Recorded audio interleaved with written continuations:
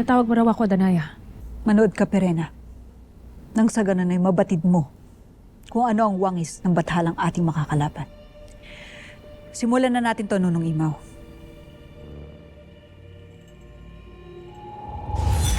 O dakilang balintatao, nakikiusap ako na ipakita mo sa amin ang mga nangyari kay Terra sa kanilang pakikipagharap sa masamang bathala. Hina na kayo, mga kambal diwa.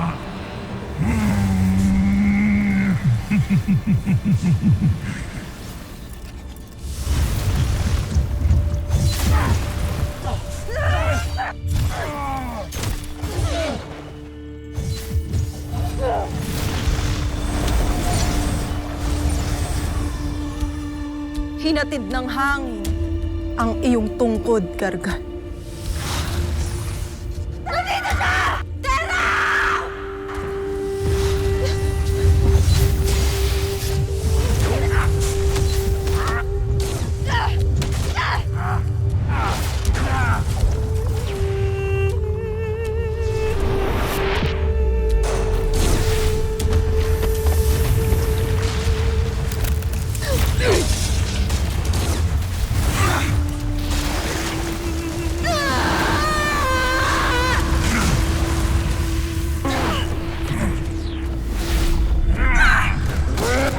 Isang pagkakataon pang ibibigay ko sa iyo, Sangre.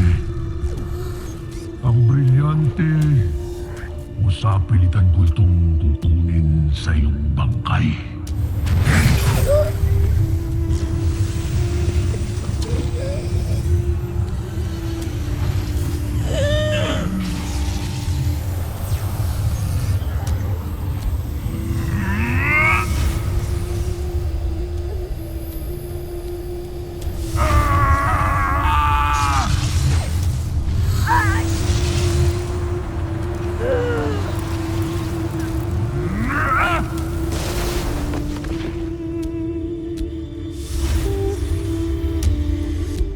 Alam mo na, Perena, ang wangis ni Gargan.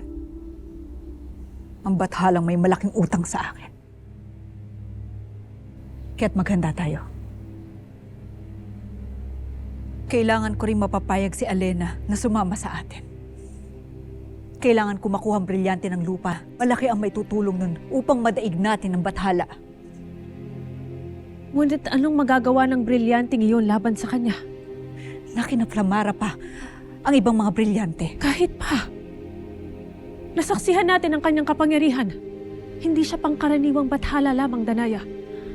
Kaya't kahit paharapin natin siya ni na Alena, anong laban natin sa kanya? Nagbabago na ba uli ang iyong isip, Perena?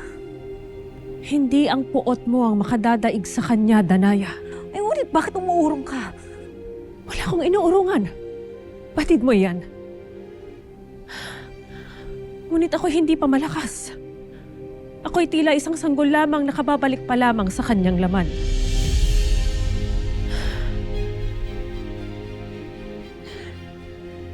Hintayin natin ang muling pagbilog ng buwan. Kung saan ganap na manunumbalik ang aking kapangyarihan. At kapag nangyari iyon,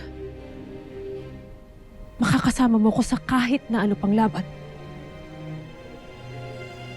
Ngunit, Perena, maaaring marami ang maganap bago bumilog ang mga buwan. Maaaring bukas o sa makalawa, si Flamara naman ang iuwi ditong bangkay. Kaya't hindi na ako makapaghintay.